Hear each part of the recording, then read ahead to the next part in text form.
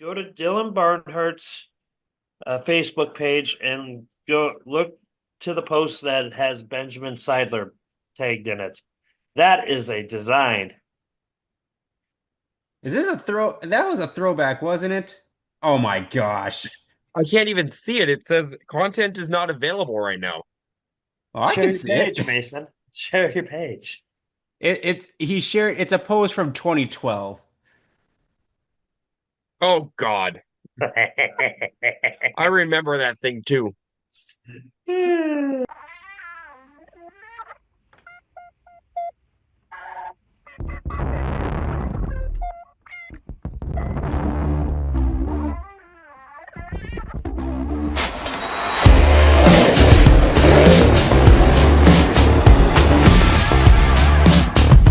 Speeding up, no slowing down.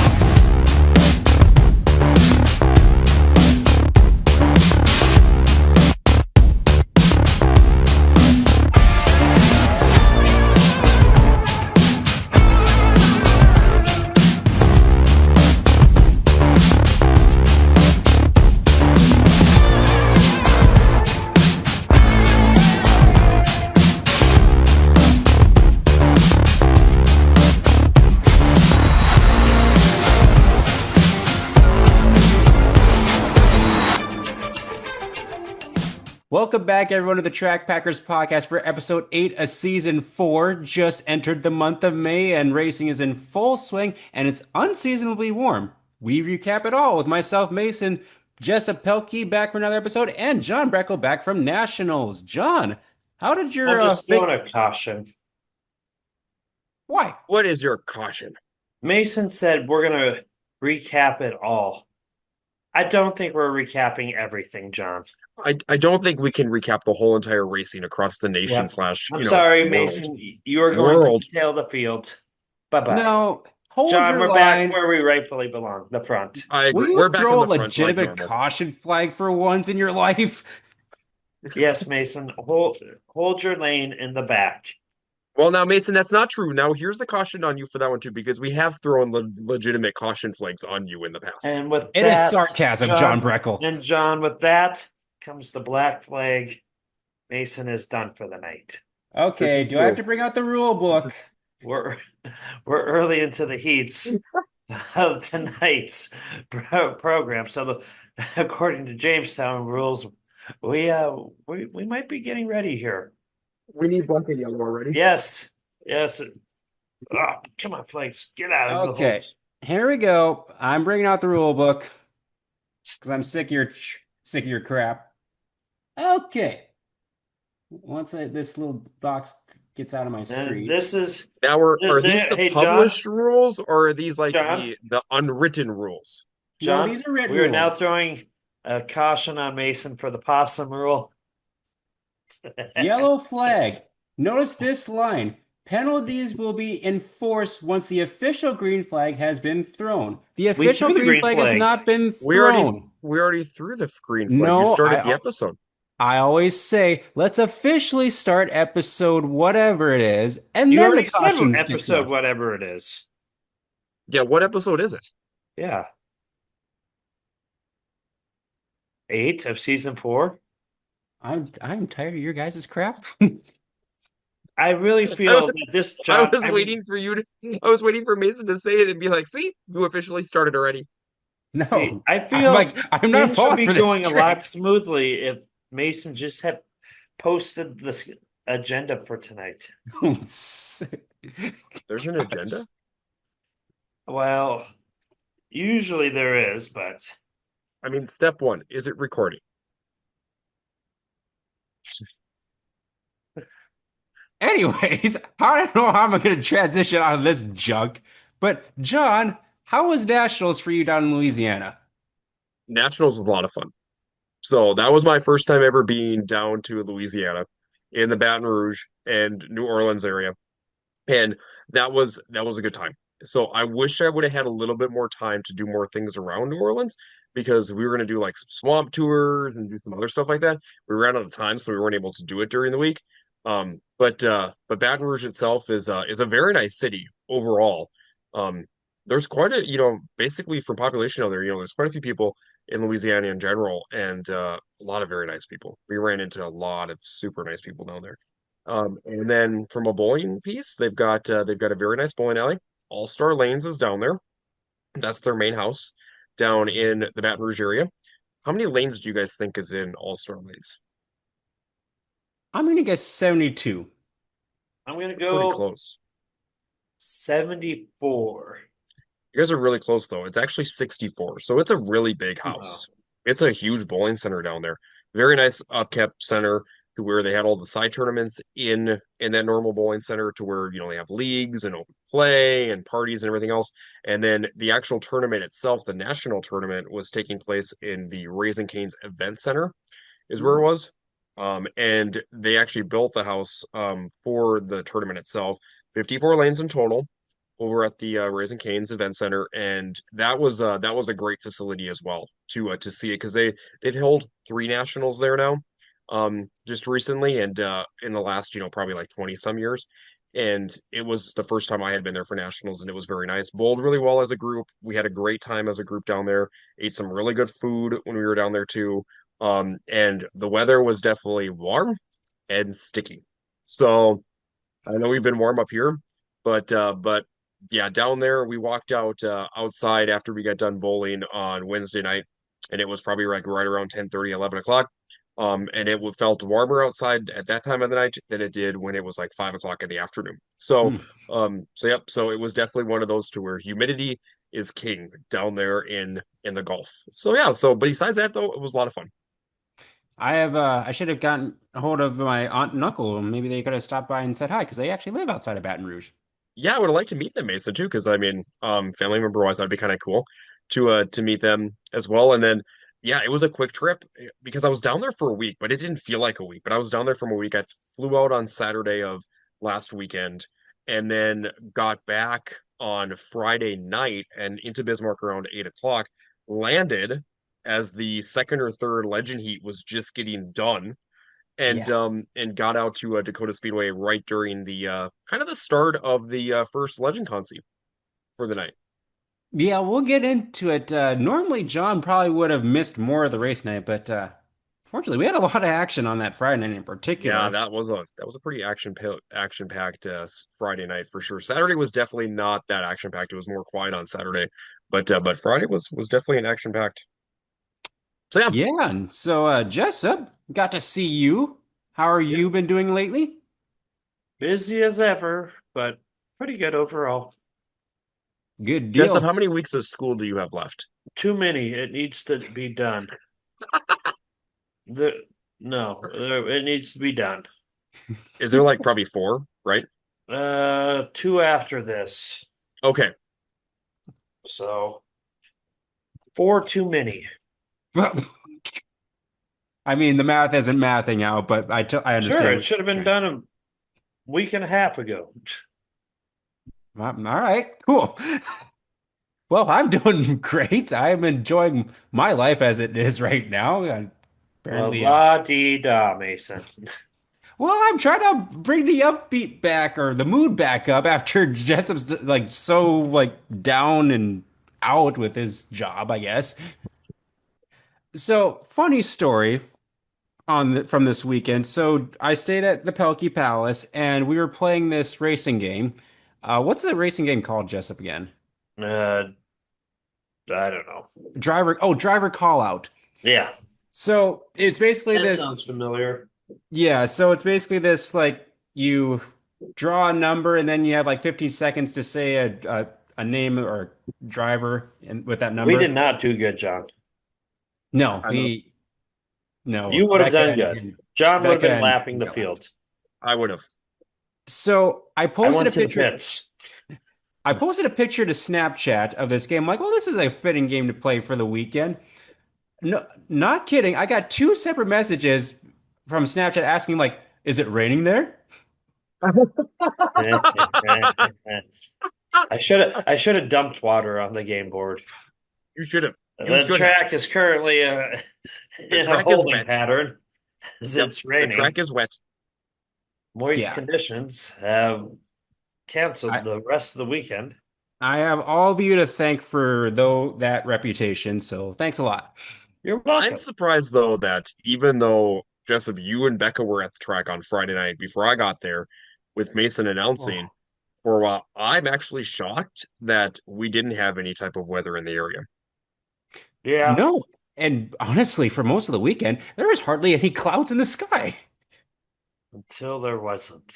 Well, until later in the year, give it about a month, Mason. That's typically when you start wreaking havoc all over the place. Johnny's Yeah. getting a little cocky. Oh, I'm not the Rain Man no more. No. We're riding a one weekend streak. Well, I'm so good. We'll take any streak we can get. Well, we want to thank all you listeners and watchers of the Track Packers podcast for supporting us this year. Be sure to subscribe and like our page as always. And of course, thank you to our presenting sponsor, Hitch Harness, Tyler Hall out of Fertile, Minnesota, looking to start his race season this upcoming weekend out in West Fargo. Jessup, Hitch Harness has those special single or double style hitch harnesses. Have you acquired one of those as of yet? No, I recently lost my hitch as I went flying out of the back of my truck because it was not harnessed in. Thankfully, it did not hit my vehicle, but it went flying through the windshield of another vehicle. My baby was unscathed. Well, as long as baby Riley is safe. So Jessup is known as Deer Man, so he's more than prone to hit a deer or This is two. new. This is not new. This is not new. You've hit at least two that we know of with two separate vehicles. No, no, I've hit at least three while I've been in North Dakota. Yeah, but Technically, there's two that we know of. well, two that, yeah, Because the two on one the was when I was interstate. with you, when you dadded me, and the second one was when you were on your way to the silver with the pickup. And then there was the one that I have the mount in the basement of. Yeah, so what I'm getting at is you want to try to make your truck as safe as possible, especially when Deer Man is around. So I would recommend getting one of these hitch harnesses for your vehicle, Yes. Jessup. I'd Mm, Yes. recommend you go Well, to. and not only that too, get one of those hitch harnesses because when you hit the deer, then you can haul the deer home. we're gonna need one of those uh, chassis lifts so I can just lift the deer up into the Yes, basket. There you that's go. a good idea.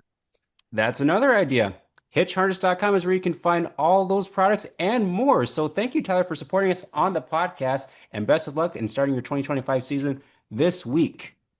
Well, as far as the lineup goes, I'm on the pole, followed by Jessup back on the front row once again, and John rejoining the pack this time around. Still missing Becca. I believe she is celebrating Cinco de Mayo. We'll just put it Yep. that way for tonight. She came home and she was like, I am tired.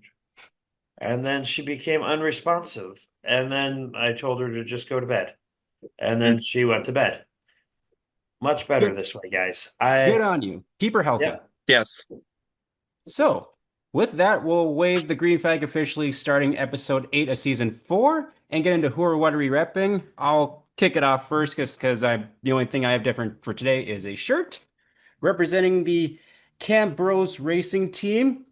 They race NX Legends now, formerly out of the Slingshot division. So this is their Slingshot shirt from previous years.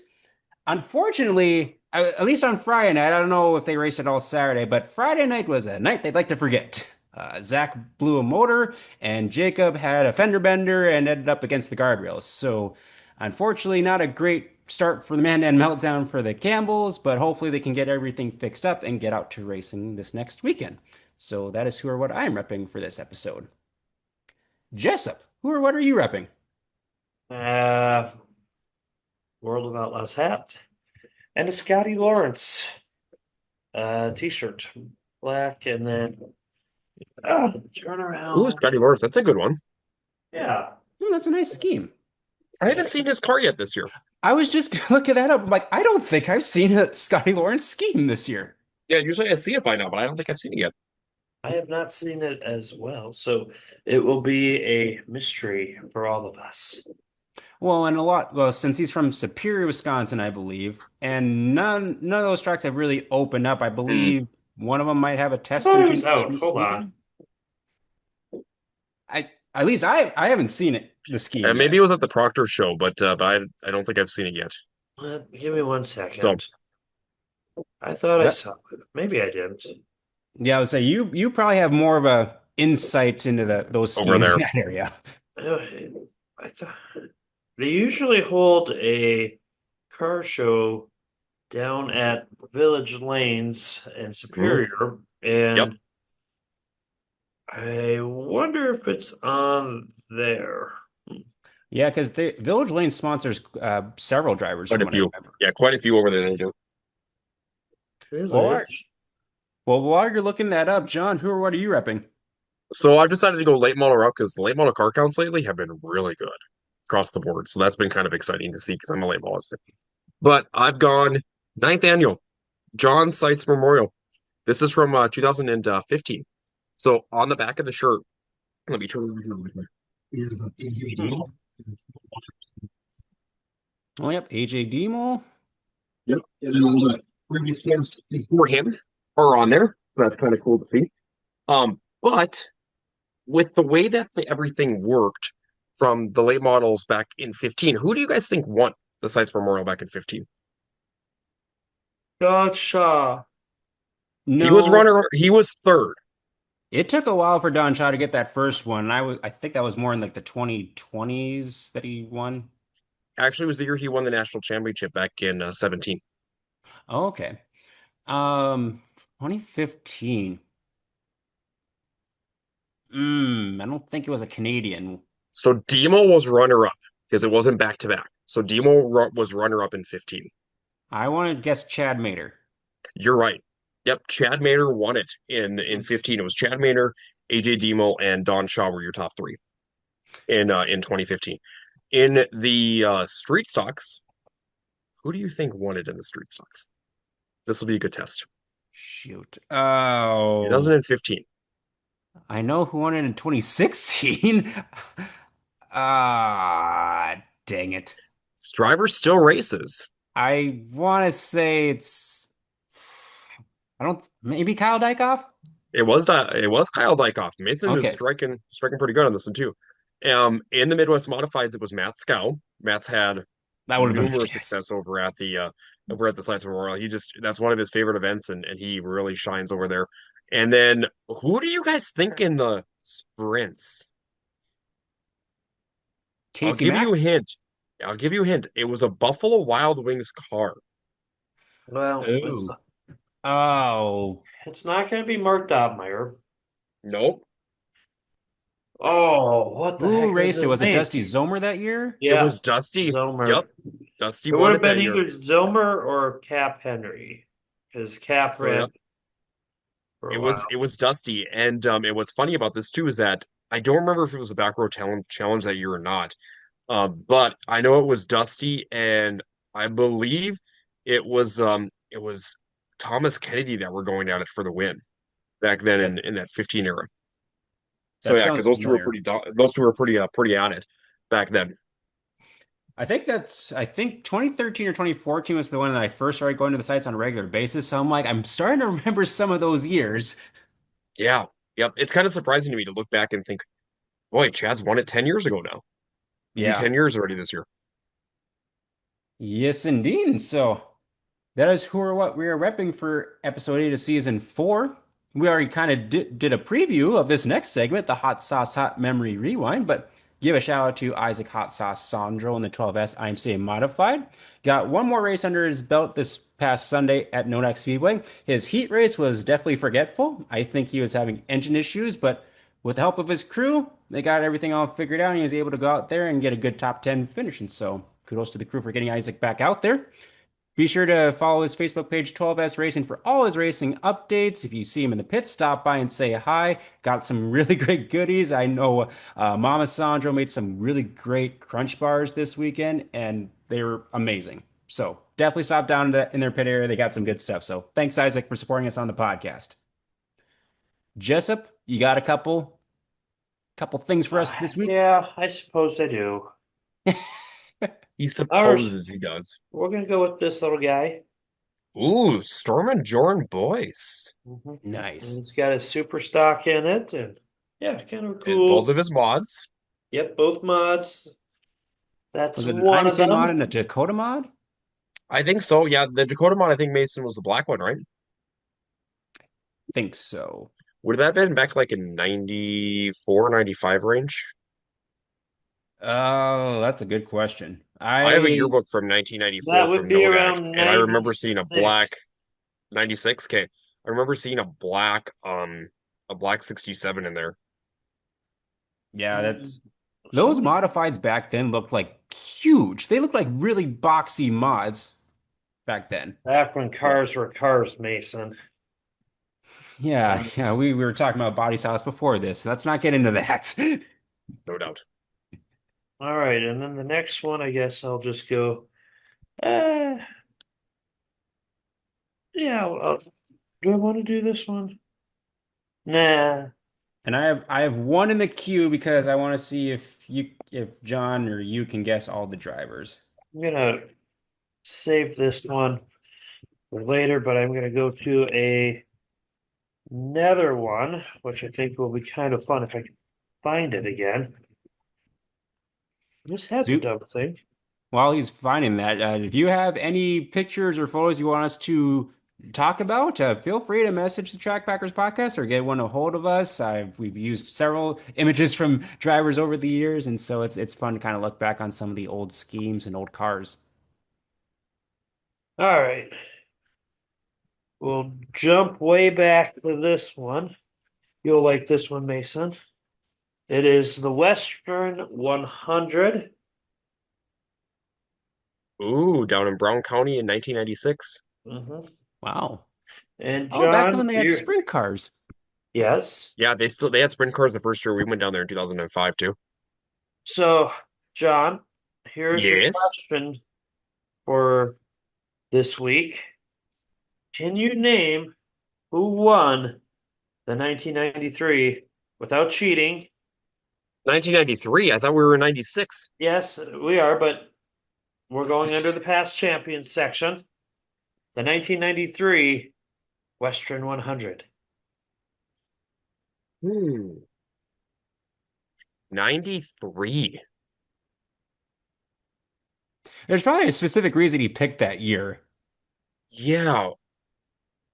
Like which class are you trying to get me to, You can go either sprint or modifieds, or any winner in general. 1993 was the modifieds. Was that John Carell? That would be 94. Leo Burkhardt, Mario? Nope. Mason, you should know this individual pretty well. Todd Carter? Nope. John, are you drawing a blank? Yeah, Mason should know this individual. So somebody from Minot. Nope, nope, nope. Mason knows this person very well because in 1993 it rained out. Oh, that's why you wanted us to announce 93? Good Lord. God. Woo! I was gonna Lost. say the 96 one, I know several of those on who won. 96 and 90 or 95 and 94 have the same winners with an addition of one division. John, you know one person very well. Johnny C. Yep. The other divisions would be sprint cars and late models.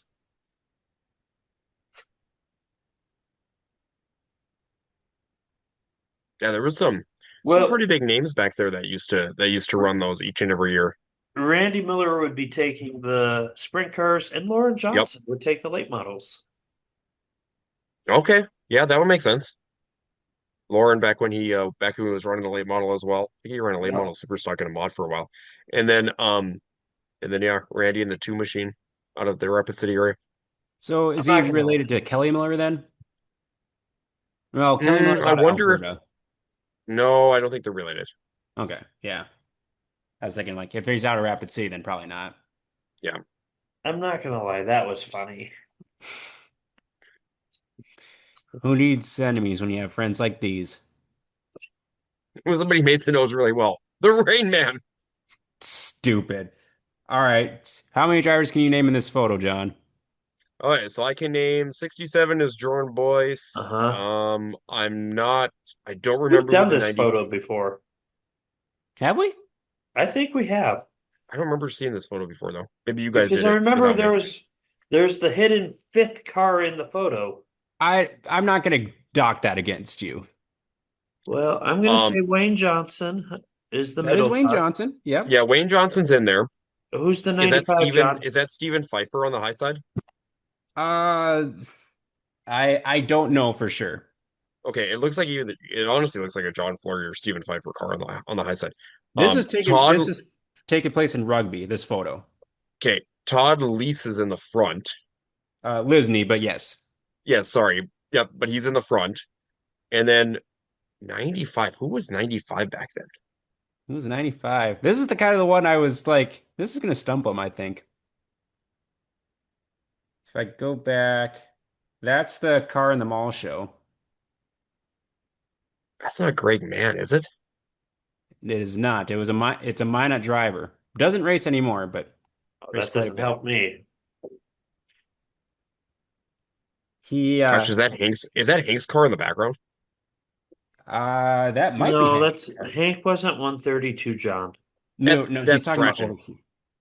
Yeah. Oh, So this driver, he ran this number for a couple of years, but his main number was 7X. Oh, it's Jeff Hooker. That is Jeff Hooker. oh, look at you, Mason. Interesting. I Playing didn't the know little Jeff ran the sneaky. 95. But that was Yep. big. That was actually kind of back when the Cars movies were just coming out though. Yep. Yep. And so he ran this scheme for a couple of years and definitely was a fan favorite. Mm. So yeah, that's the who or what we are not. Yeah, that is not the right segment. That is the hot sauce hot memory Oh, rewind. You were too late. I Yes. corrected myself, Jessup. Too late. I spun out on the Did you track, but I guys kept know going. well, this is I just this is want a you see, John, did you it's know not that this he is a kept Cunningham going. Insurance caution flag? Yep. It has two God. locations, one in Bismarck and one in Underwood. You see, Mason, the caution was thrown on you because the field was catching up to you and we needed to make up a lap. This is so accurate. But the caution flag is available for sponsorship. If anyone would like to sponsor the caution flag on the Track Packers podcast, be sure to reach If out to the page. only we could get This is true. Cottingham. We Cottingham could. Insurance would be the best sponsor for Did John. you guys realize that I did that on Friday night on I purpose? did, and I'm like, I'm ignoring this. I am so ignoring this. But speaking of Friday night, let's get into the Track Packer report, which we had quite a bit of racing taking place. We were all on the western side of North Dakota, starting with the Mandan Meltdown, doubleheader Friday and Saturday night with the regular classes. Jessup, the man behind the camera for the weekend, because I was not there on Friday with the camera in my hands. What were your takeaways from the weekend, Friday, Saturday, whatever you want? There were a lot of cars, Mason. I was There hoping were. you'd say that. Yes. There were. A lot of good races. Track was pretty good both nights. Um, yeah, stock cars seem to be a very competitive field this year as there's been Hmm? three races, three different winners, so that's good to see. And really healthy fields across the board. There's been two winners in the stock cars. Oh well, I don't care. Hobby stocks had three different winners then. That is true. That is That's true because the points leader, as John and I pointed out, the points leader was not Points there. and Oh, points were very important already this time of the year. it's never too early to talk about points. oh, for fuck's sake, you two. Even before the races even start for the season. I still laugh that Beckham made that mod. Was it Mod Mania? Yes. That's Yes. the points have never been tighter. Well, that's probably because it's the first race of the year. Yep. Yep. She posts on there. Points have never been closer. No, it's the first week. Hey, I mean, you gotta have something to talk about here at the beginning of the season, so might as well talk about points. No. So John showed up halfway through Friday, and like even the heat races on Friday when I was there, what? He showed up halfway through. John was in Bismarck Mandan by the third heat of of Legends. Legends. So that's under halfway. And also, Mason, Halfway. you did say that we were all in Western North Dakota. I started that night actually in Minneapolis. Yeah. If we're being technical, you were still in Western North Dakota during that night. Technically, we're Central North Dakota, so you're wrong. Depending on who you ask. This is really getting technical at this point. And for Mason, that's his second. It's not even my Yep, first. yep, just like that. Another one of these. Not even my first. Quick, keep reaching. That was a first, No, John. it was not. Rules for thee, not for me. You're dang Hmm. right, Skippy. Anyways, John showed up, whatever portion you want to say throughout the night. I Yes, will John say did show up. the heat races actually were very entertaining. We had a lot of close finishes, some photo finishes. Unfortunately, we had some wrecks. We want to send our best wishes out to Ivan Saylor, who's recovering from a hard wreck in the heat race. Haven't heard an update in the last couple of days, but the last we heard that he is complaining of some arm pain, and I believe they kept him overnight in the hospital for Hmm. observation. So hope for the best in Ivan recovering. And the other driver involved in that wreck, Jessica Burke, I believe I saw, was she on the entry list and was She racing was on Saturday? she was back racing on Saturday. Yep. Okay, so that's at least a good sign as well that she was all right as well. But goes to show you that that wreck happened on a initial start of a heat race, and they were neat up to speed, and that did a lot of damage. So goes to show that there can't take safety lightly here in racing in any class of cars, and so best wishes to Ivan on a strong recovery. And as far as results go, John, do you want to go over some of the results on Friday night? Yeah, so I got there, like Mason said, a little bit farther into the program on Friday. And overall, on Friday as a whole, there was a lot of really close racing action. Like Mason said, from an overall car count perspective, I think it was 130 or 131 cars on Friday night. Car counts were really healthy Yes. on Friday night as a whole. So okay, so let's start. In your slingshot division, which had a total of 10 entries on Friday night. The feature winner on that one was Caden Davenport. Caden beat Easton Olson. Easton was in the Lightning McQueen number 4 machine, so Caden picked up the win and also picked up Hard Charger within that race as well. In your hobby stocks had 19 entries, and it was a pretty close battle up front between Brody Michelson, Jeremy Engelhardt, and then you had Joseph Feist, Kelly Horner, and Josh Ward kind of join the party there towards the end of that race because we had a late race caution. And Jeremy Engelhardt picked up his first feature win of the season on Friday night. In your Legends had 48 cars again. So between the first 2 nights in Mandan, we had 48 and 48 for Legend car counts. So Legend car counts have become quite large again these days. I And called it a modest 48 last week. yes, because it was a pretty good race up front between Preston Martin, who had the high side working. So you give the high side to Preston, and he can really go and especially at Dakota Speedway. In the high side, he's one of those drivers that's going to be gone. And he had to deal with the Madler brothers. Both Gage and Noah came to the front late in that race. Cody Mackhart was up front for several laps in that race too. Unfortunately, he had some problems in 1 and 2, and there was a pileup with just a few laps left. But that required Preston to get on the oil pedal again to stay ahead of the Madler brothers because Madler brothers were next to the guardrail down low, and Preston was up high, and it was a pretty close finish with Preston winning in that race as overhaul. But some movers, right? So Ryan Erdahl started that feature event in 21st and finished 6th. Hmm. So there was definitely some moving and shaking throughout that feature event. Next up after that was your stock cars, and your stock cars had 27 entries, so really good strong car count in your stock cars. And that was a really good race up front too between Jason Berg and Todd Carter. Those two put on a show up front. They were swapping the lead back and forth because Todd was on the high side, Jason was on the bottom. And they were kind of going back and forth until Todd kind of took over the lead with about 8 to go and kind of drove away after that. And then it was Matt Dosh, Brock Beater, and even Andrew Yoakum that kind of joined the mix up front within the top 5. And it had a really good battle with Matt Dosh picking up second and Brock Beater in third. So congratulations out there to Todd. First win in a while within 2025. And then in your modifieds was a pretty good race up front too between Jeremy Keller. You had the youngster Dayton Olheiser up there. You had Jason the Big Show Walla up there. You also had Mark Dahl up there, Logan Schmitz, who looks really good so far in that chassis so far this year with that Vanderbilt up there as well. And it was Keller. Jeremy Keller got to the front in that race and kind of set the pace after that. So Keller ended up winning that race over Jason the Big Show Walla. Then it was Mark Dahl third, fourth was Logan Schmitz, and Zach Doctor worked the bottom part of the racetrack next to the guardrail and finished in fifth. So started that feature event in 14th. So got his way to the front. So that was Friday. So Friday overall was a really good car count. Like I had mentioned, we had over 130 cars in the pit area on Friday night, 131. So very good field of cars. Yeah, and I had fun being on the mic, and thank you, John, for joining and helping because I've learned, especially with announcing, it's even though it's fun to do by yourself, it's more fun when you have someone to banter with because you can't really banter with yourself. It's kind of like you're talking to dead air. That is very true.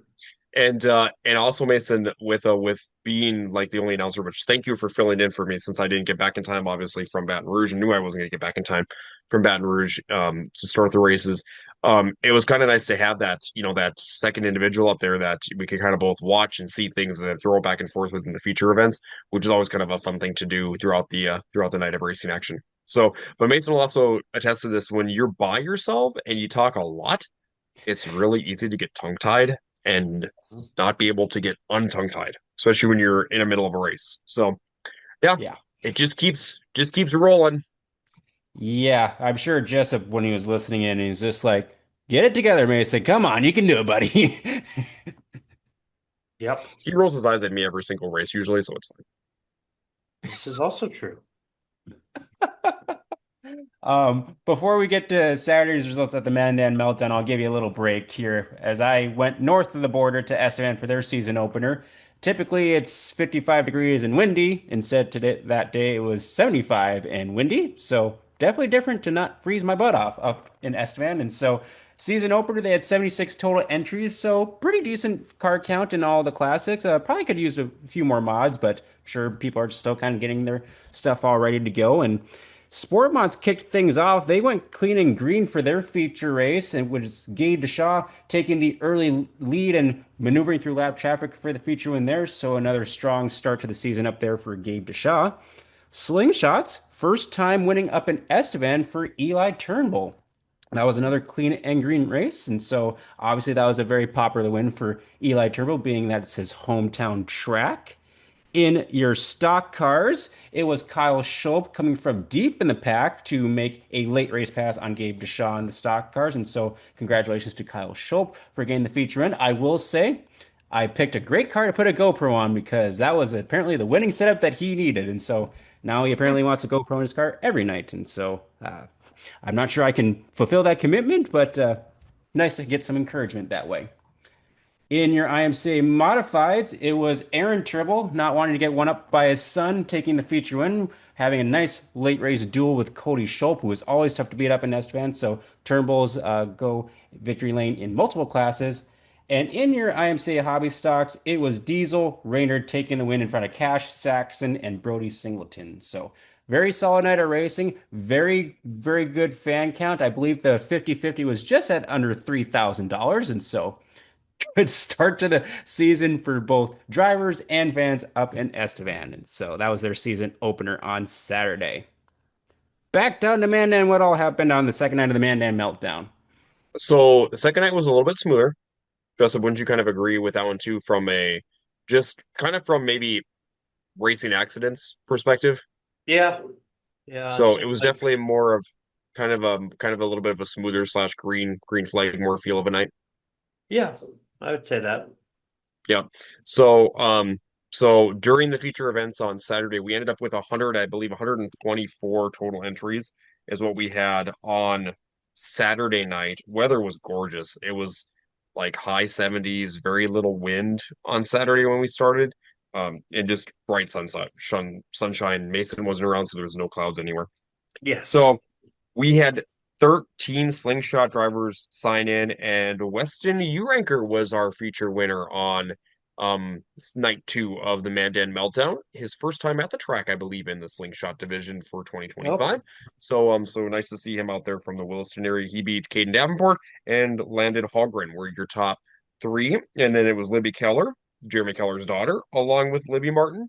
one of the Martin daughters were in the top four, so or in the top five. So that was kind of a nice little thing. 13 slingshot drivers checked in that night. We had 18 hobby stock drivers, and that was a really good race up front. That was probably one of the best features of the night was in the slingshots as well as the hobby stocks because the hobby stocks had a great battle between Brody Michelson and Nathan Mundall, kind of were the top two drivers right away when we started that feature event. And then the track was transitioning throughout that whole entire feature. It was pretty fast, the whole entire feature, but it was transitioning. And you had drivers like Kelly Horner coming to the front. Then you had both Joseph Feist and Josh Rourke, who started kind of side by side in that fourth row. And they both were working the bottom and then the high side. So Joseph was on the bottom, Josh Rourke was on the high side, and it was a battle between Rourke and Feist. And Josh Rourke took the lead of the white flag and ended up winning that feature event out of turn four on the high side. So it was Josh Rourke and Joseph Feist, 1-2. Kelly Horner third, Brody Michelson, great run for the youngster in fourth, and then Nathan Mundall in the top five. So really good feature event there. Tough break for last night's feature winner before that on the Friday night show because Jeremy Engelhardt broke on like lap two of the heat race and was done for the night. Oof. So and done for the night in both cars. So something must have happened during that night to where he was done within the stock car division as well. Legends. Legends was a battle up front between probably two of the best drivers that get around the bottom at the Dakota Speedway, and that was Noah Madler and Donovan Weist. So Andrew Bargman had worked his way from last to first kind of in his heat race and ended up finishing second in that heat, but he kind of took the lead early in the feature and led until both Noah and Donovan got a peek to the bottom of him and got around him within a lap, and those two kind of duked it out after that for the win. It was Noah taking the win, his first one of 2025, and then it was Donovan in second, Andy Bargman in third, and then it was Preston Martin fourth and Bryce Barnhart in fifth. So we had 46 Legends drivers again sign in on Saturday night. So a really healthy field once again within the Legends. Stock cars, that was a really good race up front between Sean Strand in the 99. Sean had problems on Friday night, came back even stronger on Saturday with a heat win, and then he was battling with Jeff Hellman. It was Strand and Jeff Hellman that were battling pretty close up front until kind of a caution about midway through. And that opened the door for drivers like Andrew Yoakum, as well as Brock Beater. And then we had Matt Dosh up there. And you also had Calvin Kesselberg in attendance on Saturday night.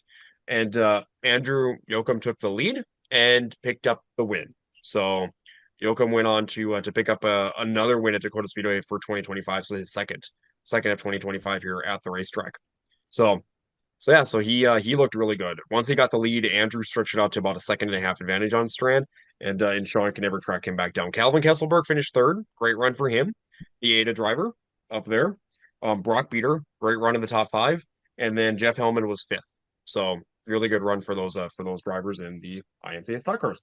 And in your modified division, so modifieds, they came out on the track, and by that time the track was still pretty fast for the modifieds, and the groove had kind of run back down to the bottom part of the speedway a little bit.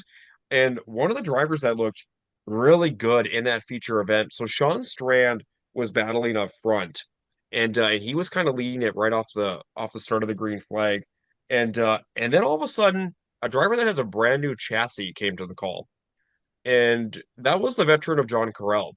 John Carroll came to the bottom of Strand and took the lead after a caution flag came out and led until about 5 laps to go when he lost it in lap traffic to Jeremy Keller. So Keller back-to-back wins. He actually started 11th on the field and worked his way to the lead. So great run for Jeremy through the field. John Carroll was second in that brand new Rage chassis. And then Sean Strand was third, Zach Frederick fourth, and Logan Schmitz was in the top five. So really good race up there. Scotty Gardner and Sean Strand were kind of going at it to begin with, and then that was when John Carroll joined the party after we had basically a caution with only a few laps in, and then it was a kind of a two-man race after that. So really good runs up there for several of those drivers. But overall, we had a total of 26 modifieds that checked in on night two of the Mandan Meltdown. Sounds like a nice, fun weekend, and nice that the Saturday was a little bit calmer than Friday night after a lot of chaos and everything going on. So good doubleheader weekend down in Mandan. It's great to hear. So then Sunday finished out the weekend up at Nodak Speedway when they had some special visitors. For the first time, the NOSA sprint cars came to the track. 2013 was the last time they were Wow. there. And so that was a nice little treat for them. 17 of them show up along with the four other IMCA divisions, hobby stocks, modified, sport mods, and stock cars. And I know Jessup watched the sprint cars in particular. So what did you think of the sprint cars at Nodak Speedway? They looked good. Yeah, the feature was a bit eye-raising on the leaders' moves throughout the field. I feel I don't know why Mark pushed so hard to the point of causing a lapped car to flip or making contact with them, but then again, I'm not a sprint car driver, so I don't know the thought process of the winning, probably the winningest NOSA driver of all time. So that part didn't make sense. Outside of that, it was a good race. Yeah, it was definitely fun going right into the feature action. I'll kind of start with the sprint cars because yeah, they had prepped the track particularly for the sprint cars before their feature race because of course it was 85 and windy, so track conditions were definitely tough throughout the night. I know heat races got to be a little bit treacherous, especially over in 3 and 4. But kudos to the Nodak crew; they did a really good job keeping some moisture in the track and trying to create some multiple lanes for all the classes. And for sprint cars in particular, they were hauling, especially those first 5 or 6 laps. And so that was quite fun to watch. And so at first it was Dobmeyer and Jade Hastings that were kind of checking out in the field. Hastings was closing in after a few laps. Early we had an early flip with Blake Eglin in the 26, who I believe, from what I heard, like had an axle break and ended up flipping over on the first lap. And so tough break for Blake, but he was okay. But yeah, and then the incident that Jessup was referring to, Kate Taves was with the lap car and Mark tried to throw a slider. Unfortunately, didn't clear and ended up tumbling Kate over, but Kate was okay as well. And Mark Dahmer ended up going to the back of the pack for that restart. So that left Jade Hastings in front of Brendan Mullen. And those two set sail. Mullen, I think, was a little bit quicker at the end. They threw a couple of sliders and crossovers. And unfortunately, I think Mullen threw that slider probably 1 lap too soon, and unfortunately was not able to catch back the 8H of Jade Hastings, who would go on to get the feature win for NOSA's return to Nodak Speedway. So congratulations to Jade Hastings. Uh, Brendan Mullen finished in second, and then Gage Polkerbeck in the G5 was third. So then in the other classes, in the sport mods, they had 21 of those drivers in attendance, and it was Tim Goodwin claiming his first Nodak Speedway feature win from the fifth starting spot in front of Taylor Stenvold, who won last week, and Stan Tomlinson in the 11T from Turtle Lake. Your IMCA hobby stocks, familiar face in Victory Lane, Caden Appelt, got the feature win after winning on the opening night and then having some carnage on the second night. He got back to victory lane in front of Trevor Haas and Diesel rated in the 96R. Stock cars, a guy that has been on a very good start to the year, Brock Beater, who rolls the bottom probably the best out of anyone I've seen so far this year. Got her on Chris Tuchscher midway through the race and held on for the feature win there. Your third place finisher was Gabe Deshaw, starting from the 10th starting position. And then in your modifieds, which kind of had a long green flag run at the end of it, Drew Christensen and looked like he was on cruise control, but slowly Stephen Pfeiffer, Jason the Big Show Wall, and Aaron Turbo were kind of reeling him in. The groove was kind of high in 1 and 2, and then 3 and 4 you could kind of go anywhere. And Jason Wall and several others were trying to work that high groove in, and finally came in for Big Show with just a few laps to go, and he steals the win from Stephen Pfeiffer and Drew Christensen, which was their top three. Aaron Tribble from 15th up to 4th, and Tuchscher rounds out the top 5. And so, very solid night of racing up at the Nodak Speedway in Mandan, North Dakota to finish out a very strong weekend of racing. So, that is this week's Track Packer report for a nice, solid first weekend of May. So, we move on to the racing coming up for the second weekend of May and go over to Mr. Dakota Dirt. What's upcoming next? You More guys racing. know that you need to check out Dakota Dirt because it is your one-stop shop for everything North Dakota racing news, results, weather forecasts, schedules, and much more. You can even check out some articles on there once they're updated. on dakotadirt.org and on their social media platforms at Dakota Dirt. Thank you, John. Um, it looks to be a pretty busy week here. Cheyenne Speedway kicks it off Thursday, um, May 8th. And then on Friday, it's a plethora of tracks racing there will be the Dakota Speedway racing for the fourth time this year. River Cities will be racing as well. I believe that's their season opener. Yes, it And is. then Red River is supposed to open as well, along with Williston Basin. So a lot of racing action. Cars will be headed in every single direction of the state, north, south, east, west, a lot of east, some west, some northwest. And then we go into Saturday. It's looking like it's going to be Devil's Lake racing as well. And Williston will be racing their second night of their doubleheader for the opening weekend for them. And then on Sunday, it is the Nodak Speedway once again in racing action. And that's what we got laid out for us for this week in May. So Oh, just to add to that, so Red River Valley Speedway is hosting their test and tune rescheduled this Wednesday, and then this Thursday in Cheyenne is actually a test and tune. So good to know. so a couple opportunities for some drivers to shake down their cars, and as I saw a couple of the test and tunes this last weekend, there's some new drivers in some new classes, especially out Mhm. east. So definitely going to be an opportunity for them to get some seat time as well.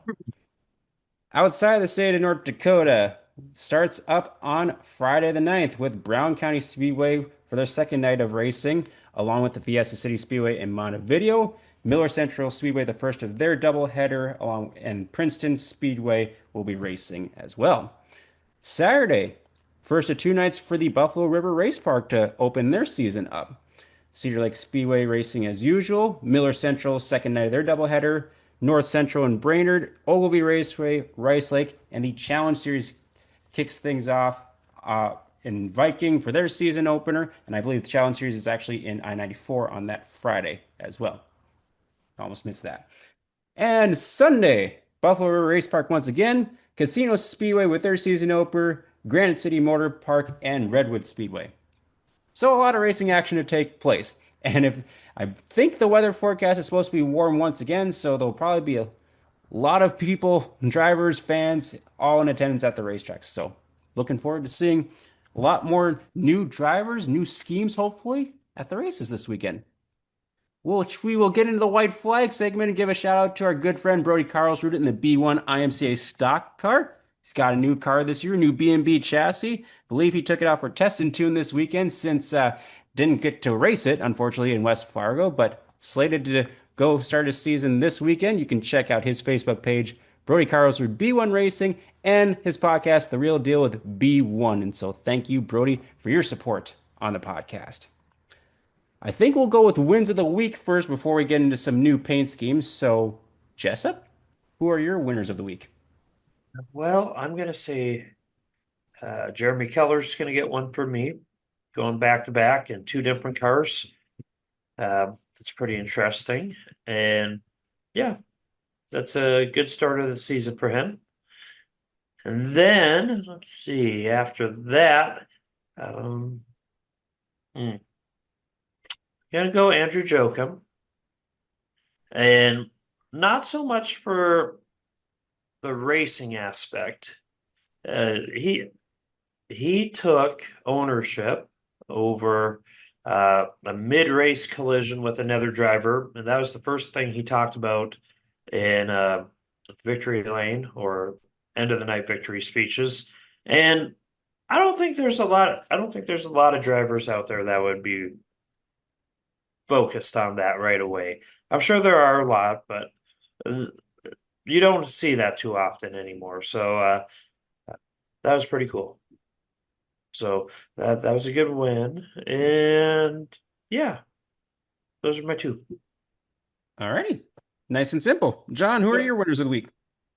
So I am going to give a shout out to a driver that picked up his first career win over at the Devil's Lake Speedway, which is Cole Gresseth. He kind of always struggled over at Devil's Lake and ended up winning there on Saturday night. So congratulations to Cole on a very nice win over there in Devil's Lake.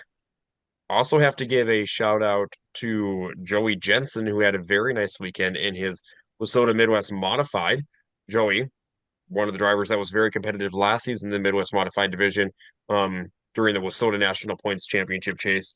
He picked up a big win on Sunday over at the Granite City Motor Complex, and then also was runner up over at Ogilvy on Saturday. So Joey had a very nice weekend in his Wasota Midwest Modified. And then my other win of the week, I'll give three of them out here really quick, was a driver that I kind of talked about earlier, but I have to give a shout out to John Corral. That brand new Rage chassis looked really good. On Friday night, he was battling in the top five, ended up finishing seventh in that car. And then that was the first night out on that chassis. And then he finished in second, almost with a future win on Saturday night. So that was pretty cool to see. And Johnny C's got his old paint scheme back, the one that we've known with him for years. Went back to the yellow with the red number. So, and also he's dabbling in the Wasota Modified. Mhm. So he's going to be in the Wasota Modified class to where I believe this upcoming weekend he plans on running the Wasota Modified this weekend. So that'll be kind of interesting to see and kind of cool to see him back in both an INC and Wasota Mod. Yeah, he looked really good for the time I saw him this weekend. So yeah, that he's got that new car working really well, and so good set of wins there. I'll just add two more or three, depending on how you look at it. I'll give a shout out to Rant Racing. Both Levi and Landon Rant, they won on the same night over at the Fiesta City Speedway for their season opener. Levi in the street stocks and Landon in the Midwest Modified. And so, congratulations to the Rant family for sweeping those two classes on Friday night. And then my other win of the week, I want to give another shout out to Todd Carter. That was his first IMCA stock car feature win. And yes, he mentioned in Victory Lane, he was kind of getting a little frustrated, just having struggles, not figuring things out. But he looked really good running the high side, which is not super normal for Mm-mm. Todd to be doing. So to win a stock car feature on the high side like he was, I'm sure that's a big confidence boost for him moving forward. So another shout out to Todd Carter on the feature win in Mandan. And so we'll close out the show with any latest and greatest paint schemes that you have. Jessup, you got a few. I know we ridicule you of your paint scheme selections, so hopefully you wow us with some this week. So What? Jessup, let me help you. I'm assuming the Ryan Satter 67 black, just Yes. black super stock was Yes. probably right up your alley. I mean, I'm Yes. sure you really like that paint scheme. Yes. It is right up there with all the other cars that we discussed already. I mean, that would have to be just pinpointing for you. Yep. Well, we've already talked earlier about how I feel about a lot of the designs. Um, but Mason, who is the double zero we discussed? Kevin Youngquist in the Gen X late Yep. models. Yep, I like that one. It's a sharp looking blue with neon on it. Looks very nice overall. I like the Blake Swin. Is it Blake Swinson or Which one is it? The X Junior? X Junior? That's Hope Swenson. Hope. Mhm. Well, I'll go with Hope. Why not? That And the I like. second car. I like that design simply because it doesn't look like all the other cars out there right now, and the uh, very casually cookie cutter-esque uh, graphic design logo right now, or not logo, but design.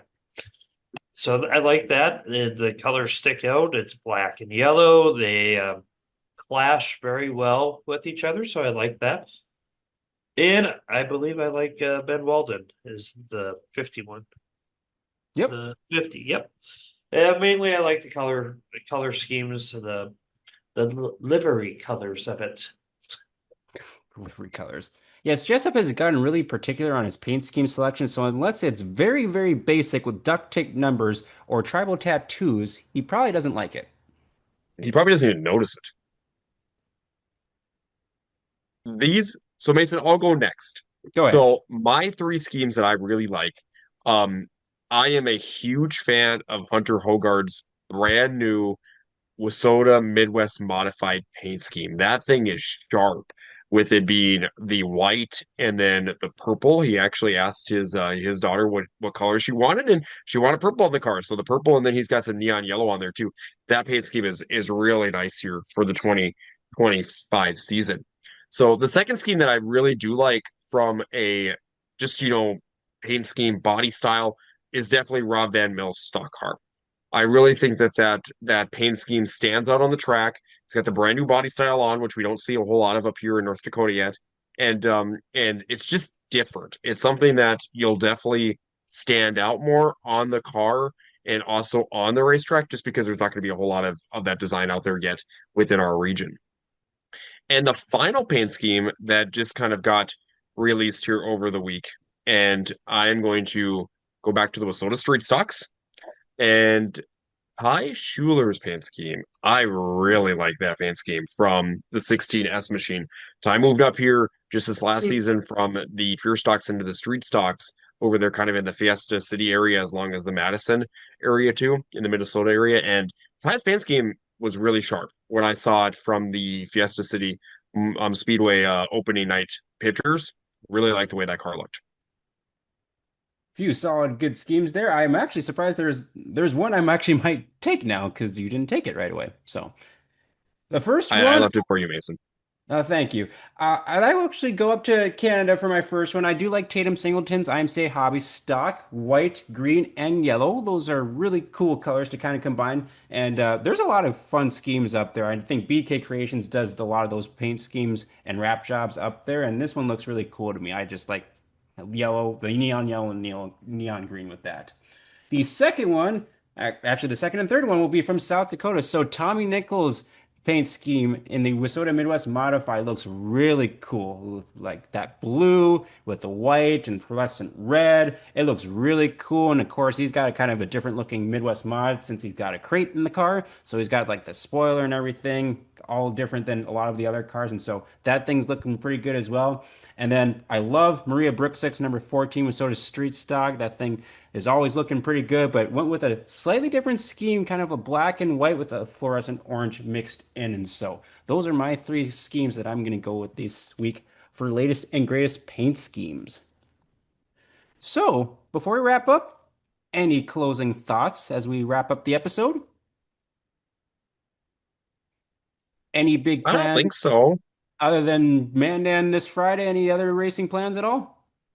I'm thinking so originally I was going to plan on being in a bowling tournament in Minnesota. I've been actually battling some sciatic nerve pain in my right leg slash right back, kind of from a disc thing over from the national time frame. So we've got our end of the year tournament at Midway tomorrow night, just for like qualifiers that well 279 and over for guys or 750 in series. And so I'm going to bowl that tomorrow, and then I might just take a break. I don't think I'm going to travel to Minnesota this weekend, but I'm still kind of on the fence for that. So if I don't go there, I'm thinking mine out on Sunday for us as well. Okay, nice. Joseph, what about you? Mandan and then a low-key weekend? Yeah, we need a low-key weekend. Nothing wrong with that, even if it's the beginning of the year, because you're still adjusting life with the little one, Riley. So I'm sure that kind of has some adjusting to kind of get used to as the summer kind of gets closer and Yep. closer. Yeah, we it's gonna be pretty low-key. Go to Mac and Cheese Fest on Saturday, and then it's the first ever Mother's Day for Becca as a mom. So, Oh oh, yes, that good reminds me. reminder.